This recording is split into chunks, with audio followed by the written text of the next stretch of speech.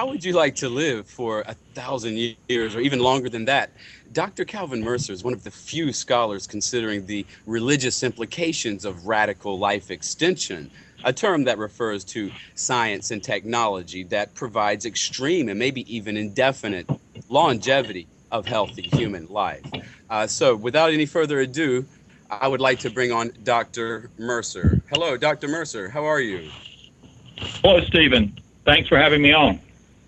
Very glad to have you here, sir. We have a wonderful roster of questions here. You're a specialist in transhumanism, and this is a very fascinating topic for me. Can we start out maybe by defining what transhumanism is? Okay. Transhumanism is, I guess you could call it a movement. It's an intellectual, cultural movement, you could say, that has as its mission, its general mission, the radical enhancement of our mental, physical, psychological capabilities. One of those enhancements that gets a lot of attention is, of course, radical life extension, as you mentioned, or extreme longevity. And go ahead. Oh, no, please, by all means, this is very, very interesting because the subject is so huge, and the extreme longevity is just one small area within it. Am I not right about that? Yeah, that's right. Again, it's covering the range of mental, physical, psychological capabilities that we have to basically eliminate those traits or qualities that we consider undesirable and enhance those that we consider desirable, make us smarter, stronger, happier. It's a very science-based, technology-based movement, utilizing technologies like genetic engineering, tissue regeneration, merging of computer technology and human biology. Max Moore, who's a very creative transhumanist, gave a lecture a few years ago where he, and I'm paraphrasing, I don't have the quote in front of me, but basically he said, "Thank you, evolution, for getting us this far, but you have left us with a body that suffers, ages, falls apart. We appreciate you getting us this far, but we'll take it from here." And so with computer technology and genetic developments and information technology and all the various kinds of possibilities that we have now, we are looking at, if you will, taking control of evolution, putting our own hands on the mechanisms and directing it, rather than simply being passive recipients of evolution, if you could say it that way. And it's, we're going to see the emergence of techno sapiens, if you will. I mean, the one question is the species as we know it going to come to an end or simply be radically altered? I don't know. The future is really uncertain with regard to that, because there are a lot of different scenarios about how this could unfold. There are more moderate scenarios and more radical scenarios. It's way too early to know for sure. Well, let me just talk more specifically about some of the scenarios. So let's just take the body, for example. A more moderate scenario would be maintaining our bodies. That is the basic structure of our physicality, while moving ahead with becoming smarter, stronger, happier, and living radically extended, healthy lives. A more radical scenario that is being discussed, not in science fiction books, but by very capable people who are associated with our leading universities, is, as the Hindus say, drop the body. And so here we're talking about transferring memory and personality which is, what some would say is who we are, essentially. I mean, as you can kind of imagine, this gets into enormous kinds of religious and philosophical questions about the nature of human beings. But there's very serious talk of figuring out how to map the information in the brain and transferring that information that contains our memory and personality into some sort of digital context in order to release us once and for all from an imperfect, disease-prone body. And, of course, should our science and technology get to the point of actually being able to accomplish this kind of cybernetic immortality, it's going to have a tremendous impact on everything. And that's really, I'm not a scientist. I work on the social and religious implications of these developments. But you only have to just think really about either one of these scenarios.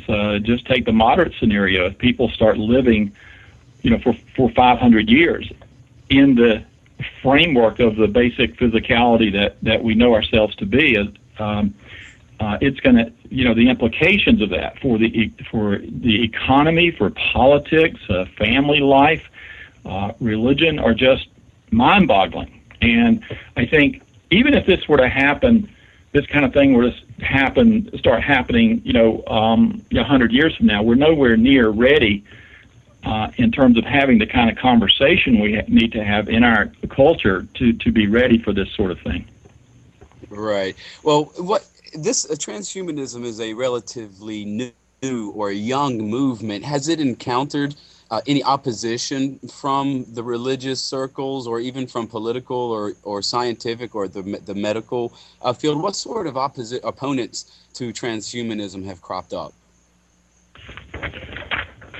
Well, at this point, I'd say the political and medical, worlds have not opposed because it's not firmly yet on the radar of politicians, elected officials. It's not on I don't think, the general radar of the medical establishment. But this is going to change. I've said that I think that in time that conversations about human enhancement will trump global climate change and terrorism and everything else. I mean, I think this is one of the most significant developments in the history of the human species. And also, just to give an indicator of how this is changing, there's a man named Ray Kurzweil, who is probably the leading theoretician, the leading thinker, I guess, of transhumanism, and he has been hired as the director of engineering at Google. So here you have the leading visionary, the leading sort of thinker, I guess, of transhumanism, now connected to lots of money, right? So some of us have said for some time that once the wealthy class sniffs the possibilities of living indefinitely or making their children smarter, that the money pipelines are going to open widely.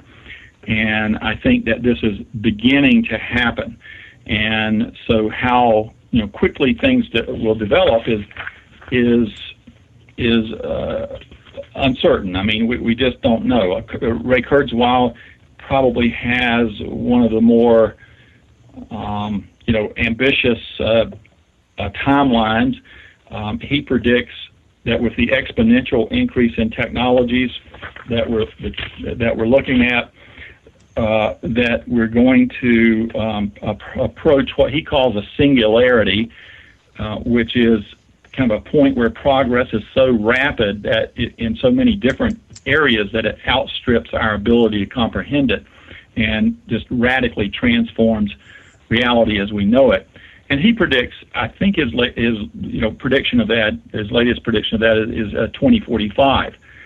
And I know when I lecture about this, when I'm lecturing to people who are, I don't know, 50 and above, they get this sort of, odd look on their face, and you have to explain it, and they're not sure about it, whether it could happen or not, and they're not sure if they would like it.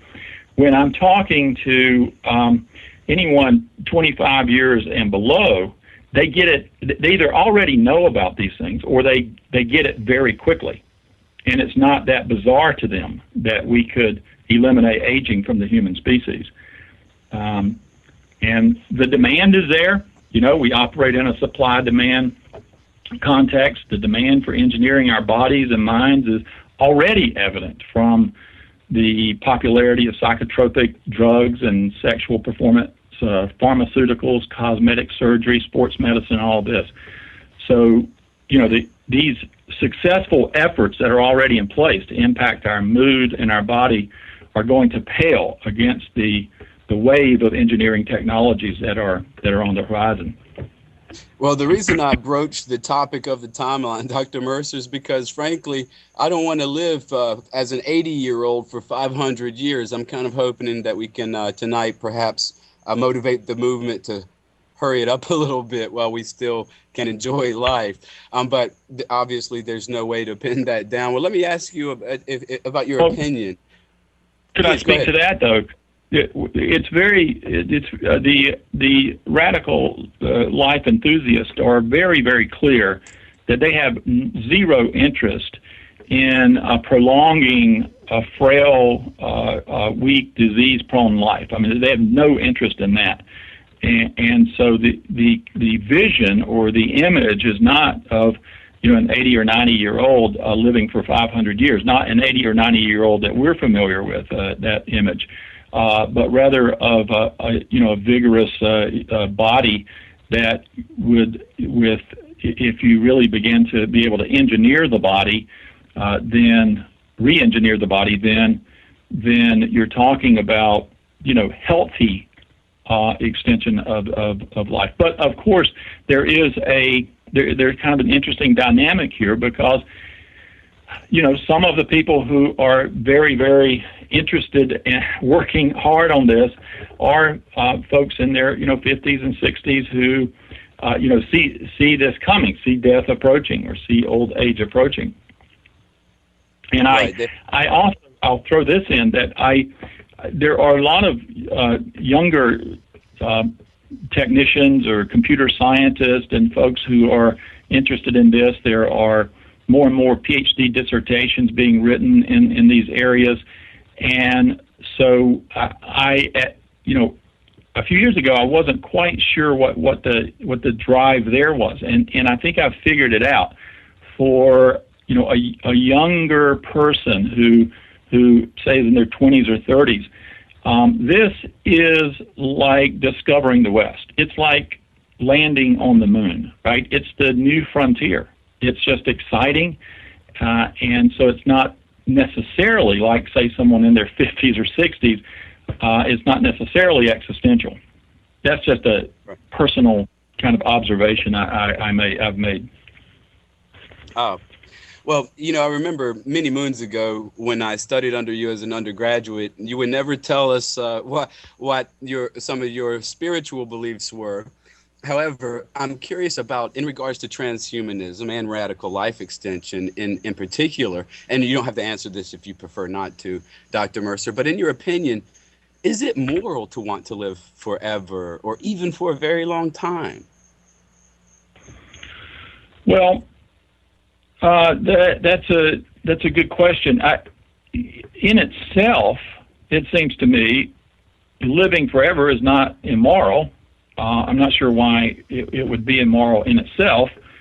I think that morality issues come into play when living forever is viewed as coming at the expense of others, at depriving others of opportunities, at soaking up, research dollars that could be used to feed the poor.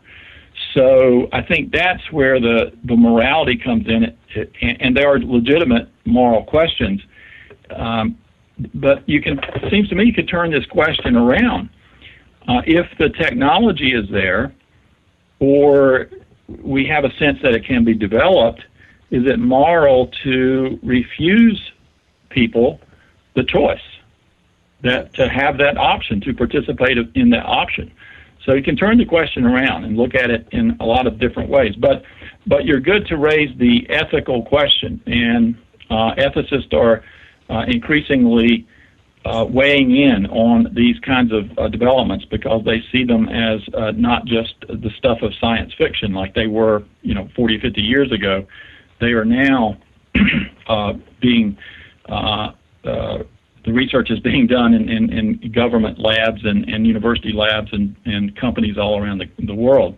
So the ethical questions are pressing, increasingly pressing, and some of the lines are being drawn. For example, some people will draw a distinction between therapy and enhancement. And they'll say, okay, therapy is ethical, enhancement is not. So therapy would be repairing or addressing breakdowns in the current body or whatever. So right. Trying to cure cancer would be a therapy, whereas enhancement, trying to design your body so that you can run 10 times faster, that would be an enhancement. So some people draw the line there. That therapy is fine and enhancement is not. Other people will draw the line. We'll talk about enhancing yourself is acceptable, but messing around with the gene pool so that you alter future generations, that's a line we shouldn't cross. So, these kinds of questions are being increasingly, and I think appropriately, debated. Right, because the potential for hacks are definitely there. Wouldn't you say, Dr. Mercer? We can the potential to do literally amazing things with our bodies exists within the transhumanist movement. And so I think as the interview goes on, we can address some of the specific, moral sensitive areas. For example, the ecological consequences of all of us living together, living longer, producing more wastes of all sorts. Could our planet sustain an already hyper extended population for indefinitely with the resources we have, or would this compel us to broaden our horizons and colonize other planets even? Well, that's a good question, and one thing to keep in mind is that the developments in human enhancement. Let's just take the enhancement of extreme longevity. That particular enhancement, when and as it comes, is not going to be occurring in a vacuum. The same kind of computer developments and technology developments that's making that particular enhancement possible are also going to be addressing other aspects of society. So it's hard to figure out how that is all going to relate. So, for example, if you've got more people and you're worried, for example, about crime, well, what if we figure out the genetic, the antisocial gene, and we figure out how to switch that off, or we give a pill that calms folks down. We're already doing that, right? But what if we get much better at that? So there may be a lot more people, but we may be much better able to live with each other in society. 70% of the people in prison are there because of mental illness or addiction, or that number's close, I think. And so, if we address those kinds of issues with enhancements, then having a lot more people, may not be that much of a problem. And also, I think it's going to be very important. There are people really pushing for this, that our governments and our societal institutions have to weigh in and have to play an important role here.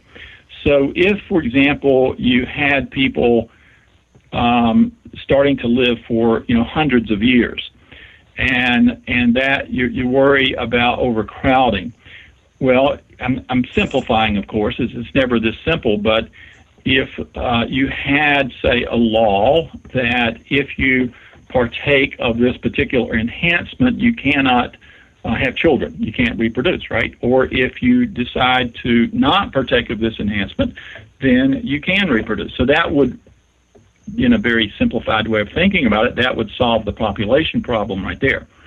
So there's a lot of different aspects to this, not only other technological developments that might occur that might address some of the problems that will come with radical extreme longevity, but also how well our institutions and our government institutions are going to address this. How well is our educational institutions going to prepare people to live in this kind of world? Those are some thoughts about that. So if I'm understanding this correctly, then it's reasonable to say, hey, if we've got the moxie to extend our lifespan by 500 years, then we're going to have what it takes to offset any environmental degradations. We're also going to have what it takes to eradicate poverty. We're going to have what it takes to balance the social illnesses and things of that sort. Am I understanding that correctly, Dr. Mercer? Well, of course, and to come back to that is, look, we've not done that. We've not done that up to this point. There are people starving in the world. There are people, we don't have health care that's spread around the world. We don't have education, equal education opportunities. So, the comeback is we're not doing that already. So why do you expect us to be able to do that with this developing technology? And the comeback to that is, look, new technology always brings with it challenges, and we have to deal with those. But here's another kind of way of thinking about it too: is I tend to agree with this point of view that I'm about to express, is that there are some of us that do not think that we're going to have the choice of whether to unfold these technologies or not, that they're going to happen. Right. The argument would be that if they don't occur, in open society, under the attention of under the media attention of an open society and under government regulations, then they're going to occur offline. They're going to occur in rogue countries, or they're going to occur in labs. I mean, some of this stuff it's like any technology. It's going to be expensive and complicated at first, and it's going to get simpler, and more people are going to have access to it. So that's the argument that some are making, that that our elected officials and politicians need to get much better educated at this, and that we need to have this kind of conversation in our society, because we're not going to be able to stop it. And we need to be able to have it develop in a context where it can, do good rather than harm. Absolutely. I see where you're coming from, because frankly, some of the repercussions are scary. This day and age, we have to worry about, for example, an Aurora theater shooting or some sort of mass tragedy. Imagine if the assailant or the offender were like an X-Man or something of that nature. So these ethical questions, I do think, are important to ponder now, so that we can shape this very, very young movement. But I'll tell you what, Dr. Mercer, I can't help but be curious about what a radically extended life, extreme longevity, what effect that might have on the Hindu concepts of reincarnation, for example. Would this if reincarnation can be thought of as a natural process, like almost like a plant's tropism toward the light, toward the sunlight or something like that, would extreme human longevity impact those natural cycles of reincarnation somehow? Or could you postulate maybe what Hinduism's or Buddhism's reaction to the idea of a radically extended life might be? Well, unfortunately, I think most of the conversation about these developments from the religion side have been in the context of Christianity and Judaism. and one of my interests is having thoughtful people from all the different religions begin to weigh in more and more, and that really was the genesis of my 2009 co-edited book, where we recruited scholars from the different religions to talk about this, and then the book coming out this fall is a sequel to that. And so it's hard to say how some of these religions are going to respond to this, but the response is going to have to be not only in terms of theology, but in terms of institutions and in terms of practices, religious practice. But you mentioned reincarnation. So I'm just kind of winging it here because I'm not a Hindu scholar, but reincarnation is connected to karma. And if people start living for hundreds of years or radically long lives, then the karmic influences, it seems to me, may will impact one in that long life rather than show up in future lives. So the concept of reincarnation, I could see that being weakened or getting less importance. But the idea of karma would still be there. So I don't know. I'm just speculating on that. In terms of the so-called Western religions, the common complaint, I guess you would say, of transhumanists is that they're playing God and promising immortality. And the transhumanists, I've noticed, have gotten more savvy over the most transhumanists are atheist or agnostic in their orientations. Now, not all, but I would say a majority, and so they really didn't pay that much attention, or I think really understand religion. But I think some of them are beginning to realize that, for better or worse, religion plays a very important role in our culture, and they need to understand it if they're going to make their case in the marketplace. And so they've become more savvy. They don't talk about immortality so much anymore. They talk about indefinite, because then you can still be hit by a bus or burned up in a supernova. And so they say, look, we're not promising immortality. All we're doing, and you can hear the language and the spin here, all we're doing is doing the same thing that traditional medicine does. We're just doing it in a more radical way, right? Traditional medicine has extended your lifespan, and that's what its job is to have you live longer, healthy. That's all we're doing. We're just figuring out ways to do it in an extreme fashion. So you can see, how this can be pitched in different ways. Oh yeah, absolutely. And frankly, I think the entire movement itself again, I can't emphasize enough, the radical life extension is just one subcategory of the transhumanist movement.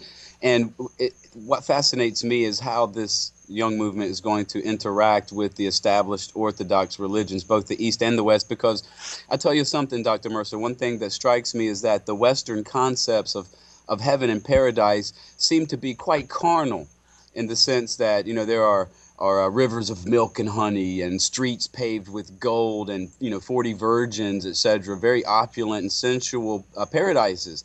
Whereas the Eastern ideas of heaven, you have your nirvana, which, I'm sorry, but that doesn't really sound too appealing. You just sort of wink out and become nothing. So two vastly different ideas of what immortality is like.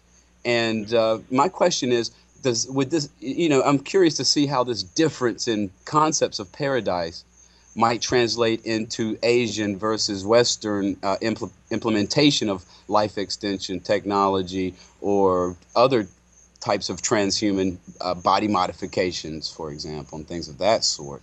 This notion, this idea that heaven or immortality is different for each larger class of human beings is one that I find quite interesting.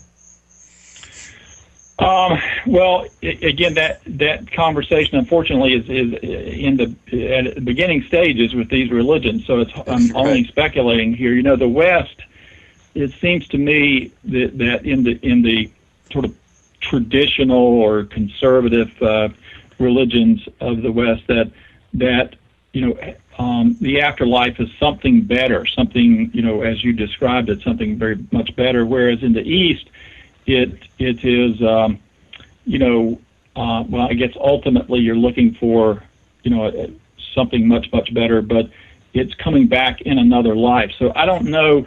I do get a sense that the Eastern religions are less sort of reactive or concerned or upset by some of these developments. But again, it's very early in that conversation to I think draw a lot of conclusions about East and West and how they're going to respond to this. Yes, and to me, that's what's so exciting about it, the fact that it's so early. You mentioned before the notion of the singularity, this idea that technology is going to build upon itself until finally it understands, it sort of becomes almost sentient, as it were, and sort of improves itself. It sort of wakes up. It has a Hal moment from that Stanley Kubrick film, 2001: A Space Odyssey. It becomes aware of itself. The singularity obviously is a very important event and seems inextricably linked to the process of extending our lifespan. Dr. Mercer, could you perhaps describe the singularity in a little bit more detail for us, because it's a complicated concept? Yeah. Let me make one more point about your last question about the East and West religions.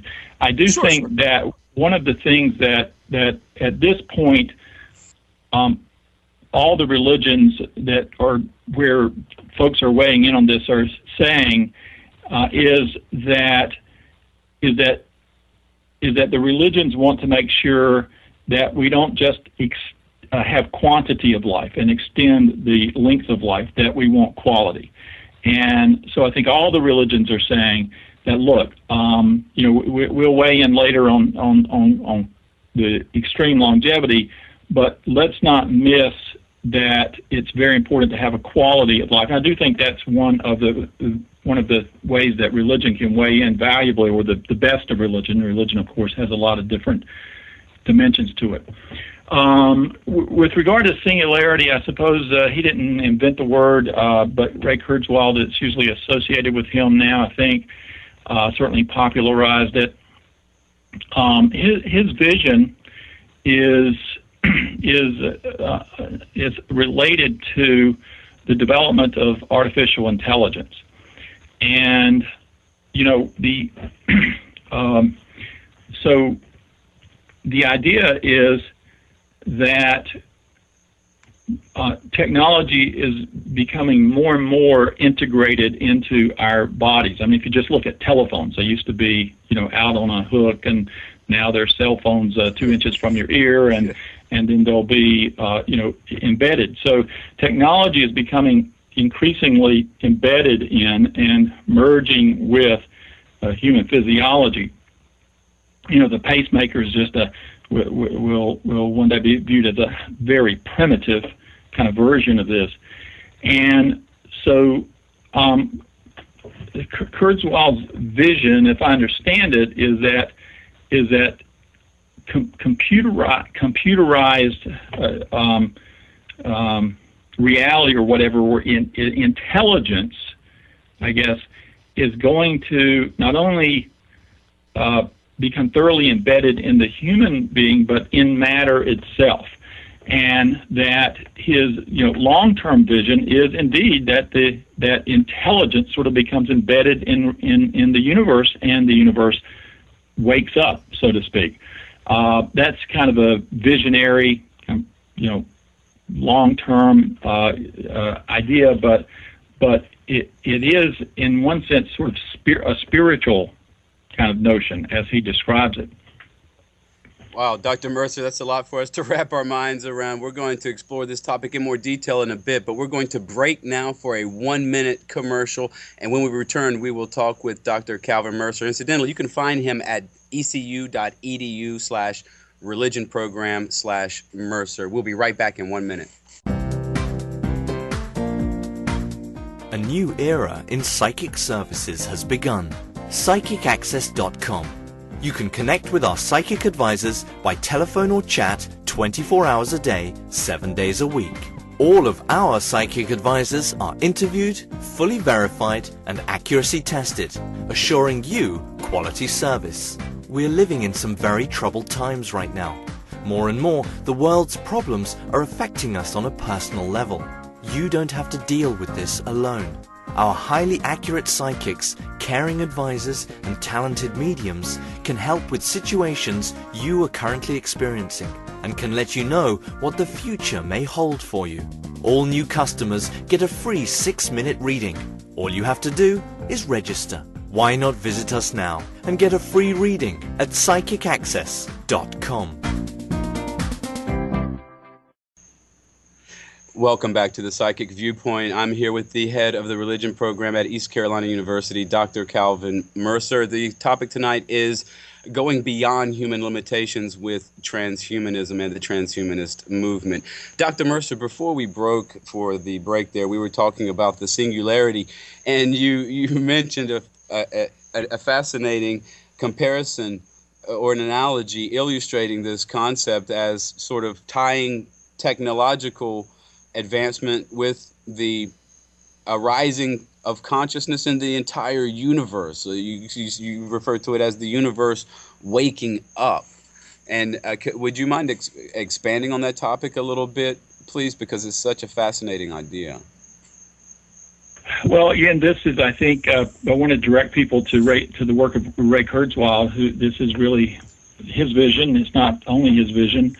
And that is, when you talk about that sort of thing, it sounds like it's far out into the future, and I do think that's relatively far out. I mean, there are more immediate things that are unfolding, but it's kind of interesting that a science and technology based movement that is largely non-religious or atheist can, I think, have an ultimate vision that you could interpret as spiritual.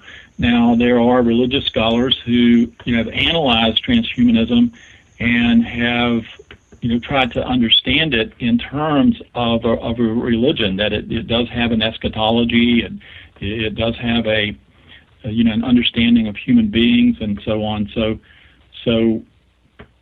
it's an interesting movement, and we'll see where it goes. Well, I think the assumption is once we're able to affect an extended lifespan, then it's automatically a good thing. But what I worry about is the potential for prejudice and racism to be applied. For example, in the Middle East, where you have in Iraq, for example, different minorities of Sunni versus Shiite versus Kurdish residents, and even here in America, at various stages in its history, America's had problems with African Americans, Mexicans, or what if they decide one day in the future that it's the Jews' turn again?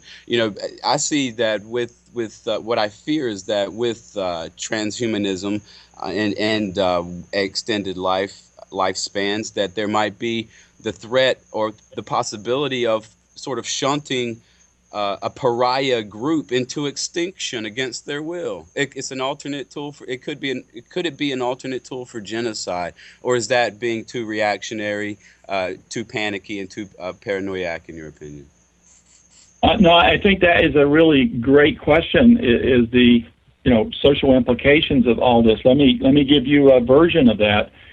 There are people who are really worried about that what we're going to develop is another divide in humanity from those who are the genetically enriched, if you could say, the gen rich, and the quote unquote normals.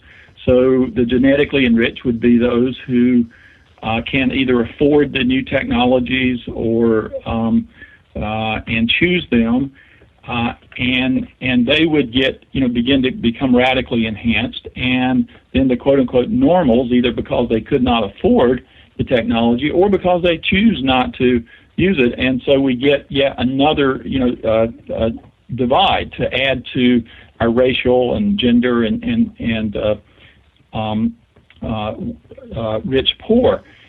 And again, to come back, to that is that technology, progress and technology always creates challenges, and we just have to meet them. It's not a reason to shut it down, but it is a concern, and it's a concern that those on the moderate liberal side of the religion of religion, and those who are weighing in, are very, very concerned about. And for example, Christian ethicists and theologians who are working on this, Christianity in one of its versions has always been a champion of the disenfranchised. And so while liberals in general tend to be open to science and technology, they are very concerned about these potential social kinds of issues. And I think that, and again, most of the conversation has been in Judaism and Christianity, so I'll talk, some of what I'm saying will relate to those religions. But I do think that the kind of usual conservative liberal divide is going to get all mixed up here. The transhumanism is going to shake up that divide, and it's going to get messy as rival factions, each consisting of unusual alliances, contend with one another. Because while liberals are open to science and technology and working as co-creators with God to make the world a better place, they are concerned about these social injustices. And I think conservatives or fundamentalists are going to be divided. They have a natural negative reaction to anything that's science-based. But on the other hand, I think that there are going to be conservatives who support this because they are just lured by the promise of immortality, by virtue of the survival instinct that every human being has. So it's going to get really messy in the religious world, I think, in terms of how religions respond to this. Sure. Can you imagine, let's say you're a Roman Catholic and, you go to your priest and you're like, Father, please, I cannot stay married to this war hag for the next 700 years. Grant me a divorce. Do you see? I mean, what would living that long have to do to a marriage contract? Might society modify its marriage practices by agreeing to shorter periods of marriage, 5-year trial periods, for example, so I can see a situation where we might even have to change the marriage legal code, and man, the Pope is really going to have to make some hard and fast decisions once this technology starts gaining traction, because I think that's why it's so fascinating about it, Dr. Mercer, is that we're talking about the intersection point of technology and spirituality, of Microsoft and the Bhagavad Gita, as it were. And so that's really what I'm curious about, too. What is this going to do to human relationships and family dynamics? Yeah, well, it's going to change that, and it just like it's going to change everything. And I want to make one more point about the concern that so many people have about that these technologies are going to be in the domain of the wealthy, privileged class. And I want to use this comment to throw out one more name. I've thrown out Ray Kurzweil. This would be your listeners who may not be familiar with these conversations. Another name would be Aubrey de Grey, Degrey. You definitely want to check out Aubrey de Grey. He is passionate about terminating aging in the human species. And he's got a vast program and research teams working on this, Aubrey de Grey. But I've heard him say, as a rebuttal to the concern about social injustice, I've heard him say that extreme longevity is not going to come overnight. It's not like they're going to invent this pill and then it'll be there. It's going to come in stages. And one of the first stages, he thinks, is going to be something like they're going to quadruple the lifespan of a mouse. And because of the transferability of research between a mouse and a human being, that's going to hit the front pages of the newspaper. And Aubrey tells me that that's when it's going to dawn on the general public that, hey, this could happen. He says that once that happens, depending on how much money is involved in the research, it's going to be at least 10 years before you begin to transfer that technology to human beings. And he says in those 10 years, between the time that it dawns on the general public that,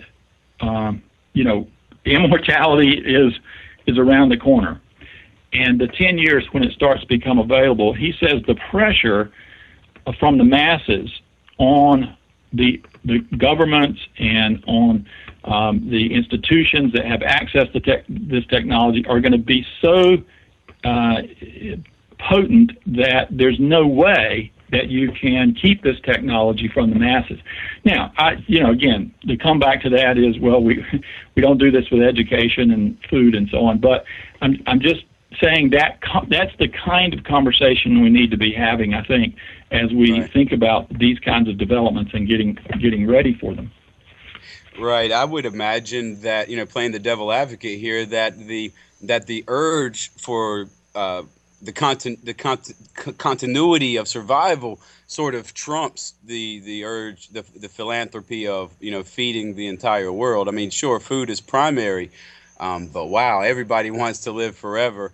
And I'm just scared to death that it'll be commercialized to the point where certain groups will be excluded from it and other groups won't. That's my big concern right there. And I'm also concerned about how it's going to affect courtship behavior and courtship rituals, and even if people might even abandon the idea of getting married, period, if they can live forever, and engage in some people would probably choose to engage in a life of hedonism, whereas others might still decide to settle down for centuries together.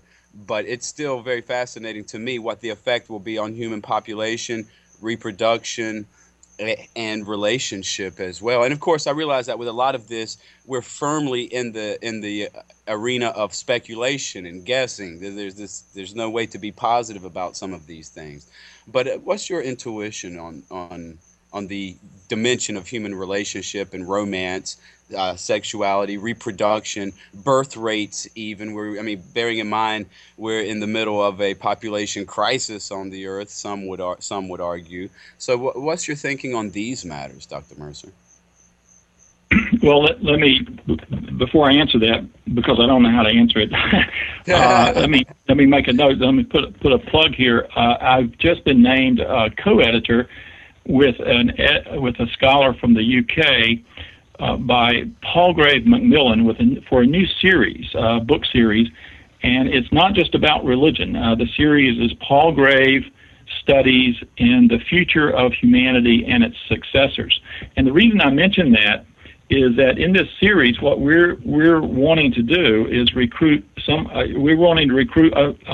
a sociologist who works in the area of family therapy and family relations. So we want an economist, we want politicians, right? So the series is going to try to get those kinds of conversations started in a serious way, so that it's not a matter of just kind of speculation, but trying to get serious scholars in these different areas. So we desperately need someone who's an expert in marriage and family to think through these kinds of things. I'm not sure, what to say about that, other than, people start living for hundreds of years. I think that it's going to make for a lot more variety in, our human life.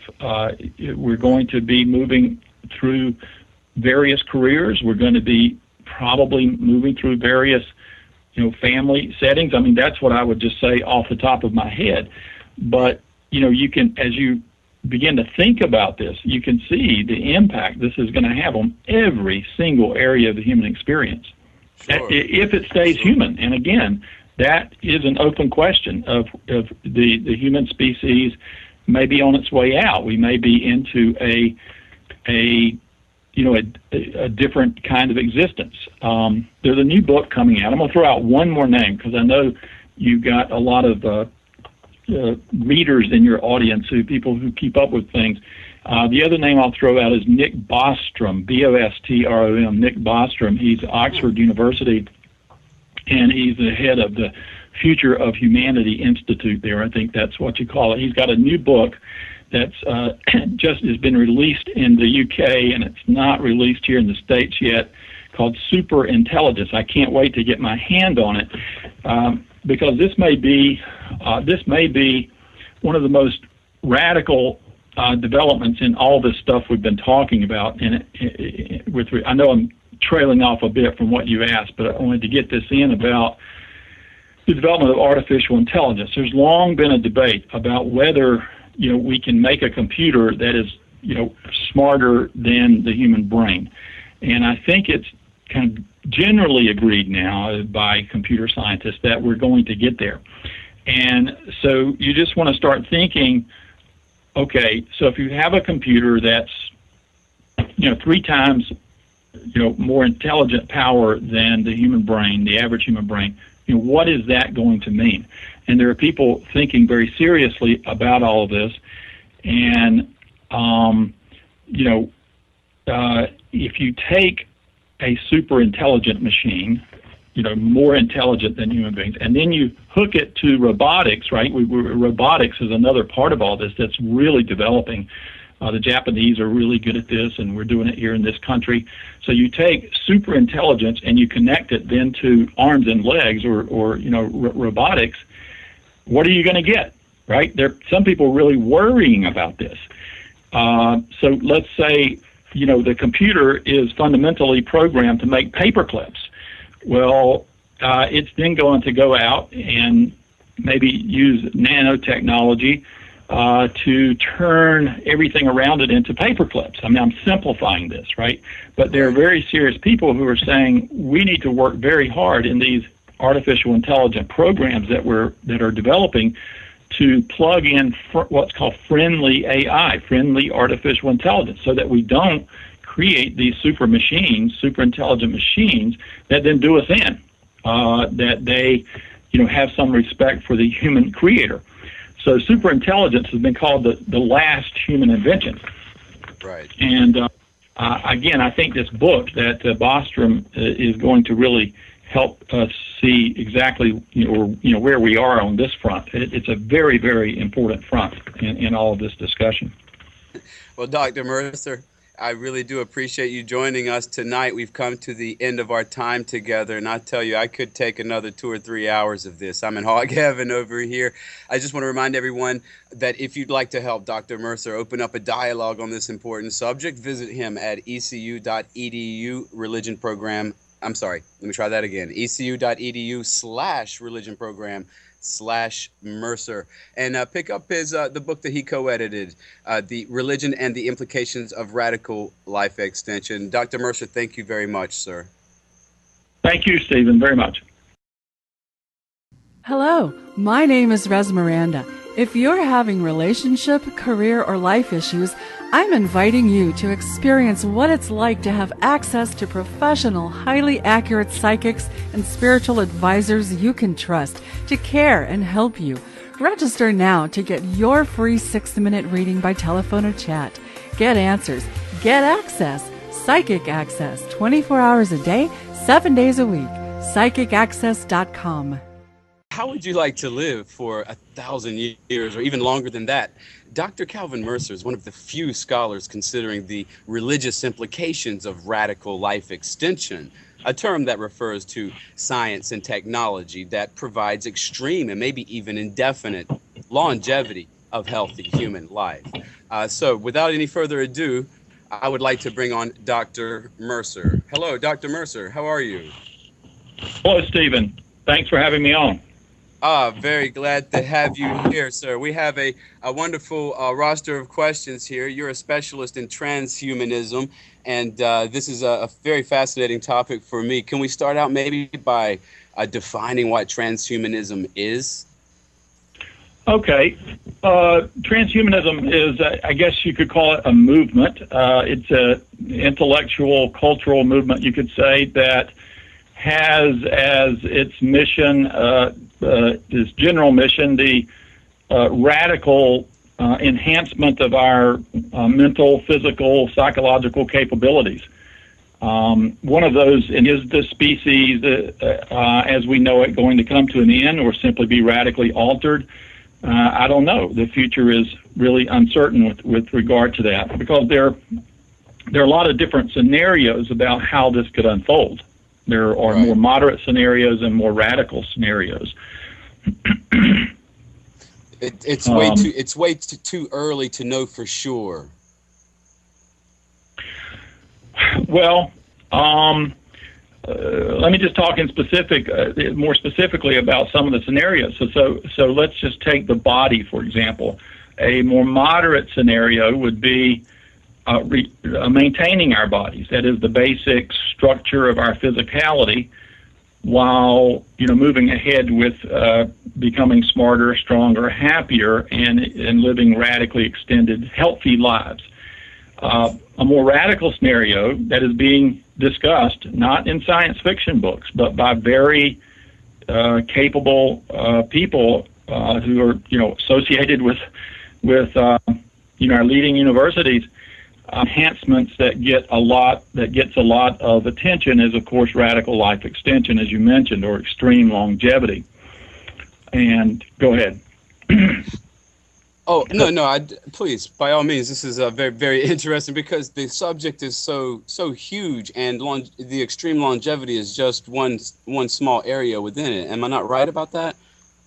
Yeah, that's right. Again, it's covering the range of mental, physical, psychological capabilities that we have to basically eliminate those traits or qualities that we consider undesirable and enhance those that we consider desirable, make us smarter, stronger, happier. It's a very science-based, technology-based movement, utilizing technologies like genetic engineering, tissue regeneration, merging of computer technology and human biology. Max Moore, who's a very creative transhumanist, gave a lecture a few years ago where he, and I'm paraphrasing, I don't have the quote in front of me, but basically he said, "Thank you, evolution, for getting us this far, but you have left us with a body that suffers, ages, falls apart. We appreciate you getting us this far, but we'll take it from here." And so with computer technology and genetic developments and information technology and all the various kinds of possibilities that we have now, we are looking at, if you will, taking control of evolution, putting our own hands on the mechanisms and directing it, rather than simply being passive recipients of evolution, if you could say it that way. And it's, we're going to see the emergence of techno sapiens, if you will. I mean, the one question is, as the Hindus say, drop the body, and so here we're talking about transferring memory and personality, which is what some would say is who we are essentially. I mean, as you can kind of imagine, this gets into enormous kinds of religious and philosophical questions about the nature of human beings. But there's very serious talk of figuring out how to map the information in the brain and transferring that information that contains our memory and personality into some sort of digital context in order to release us once and for all from an imperfect, disease-prone body. And, of course, should our science and technology get to the point of actually being able to accomplish this kind of cybernetic immortality, it's going to have a tremendous impact on everything.